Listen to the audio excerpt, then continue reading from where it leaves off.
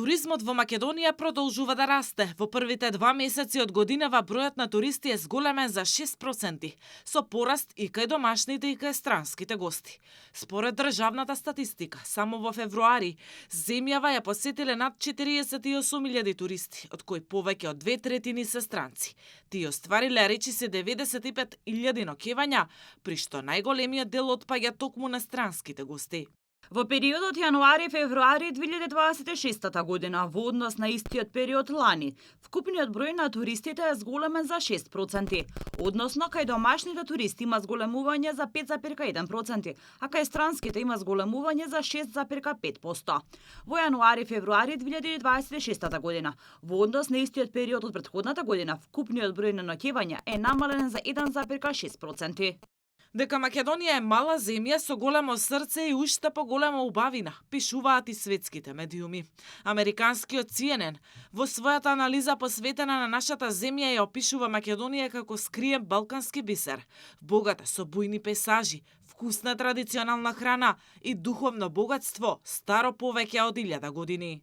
Македонија, драматично планинска дестинација, веднаш северно од Грција, е достојна за поголемо туристичко внимание. Тука е нејзиниот пейзаж со бујни зелени падини и снежни карпи и нејзината вкусна разновидна кујна, со низа јадење на маса, што се менуваат од една долина до друга. Таа е благословена и со сончева клима, што помага зеленчукот да биде богат и сочен, а вината од нејзините лозја да бидат робусни и изобилни. Посебно внимание привлекува Охридското езеро, кое се опишува како вистински бисер и еден од најпрепознатливите символи на Македонија, заедно со црквата Свети Јован Канео. Покрај Охрид се издвојуваат и други атракции, од старата Скопска чаршија до кањонот Матка, црквите, манастирите, како и винските региони и националните паркови.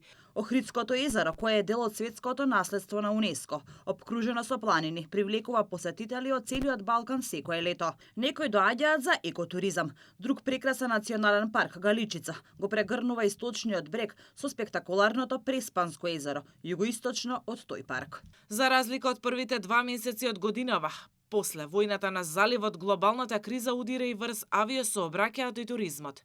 Во Македонија за сега нема шокови, но има загриженост, што и очекувано.